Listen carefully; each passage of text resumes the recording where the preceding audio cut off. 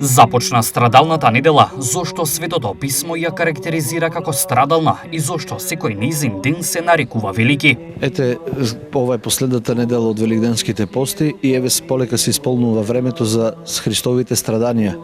И затоа ова последната недела е наречена страдална или страстна недела, бидејќи целата недела е проткаена со почетокот и на страдањата Христови се до неговото воскресение во недела.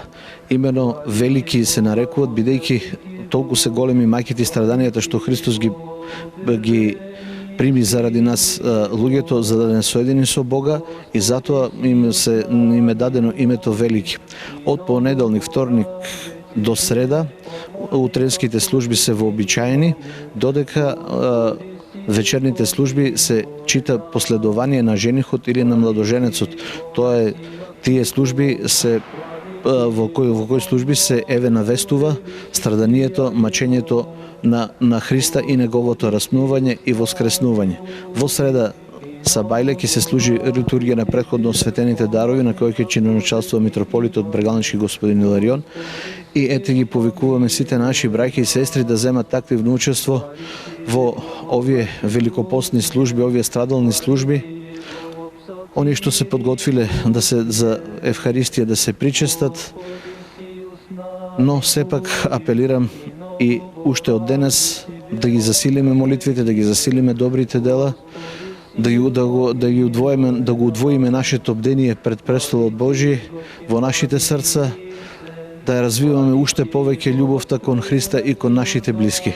Да, ова е последна недела од пред Великденскиот пост. Што оваа недела говори типикот?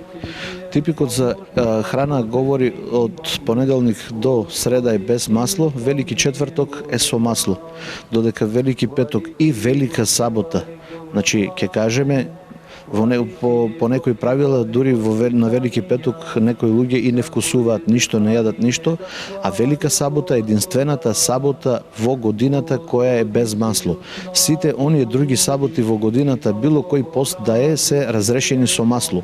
И многу луѓе прават грешка што постат и сабота и недела без масло. Тоа е неправилно.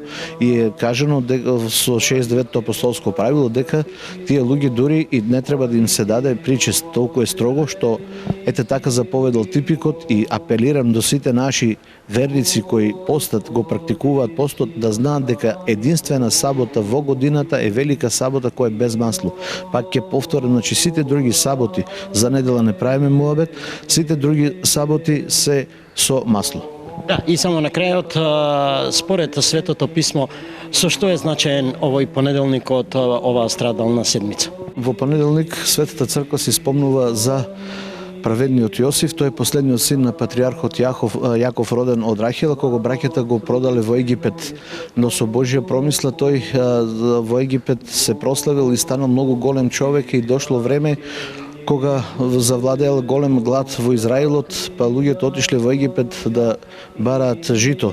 И таму на нивно големо изненадување овие браќата негови го виделе Јосифа дека е жив и дека е веќе втор човек до фараонот. И се спомнуваме исто и за сувата смоква која не дава никаков плод и се исушува така и ние ако не даваме никаков плод нема да бидеме од корис.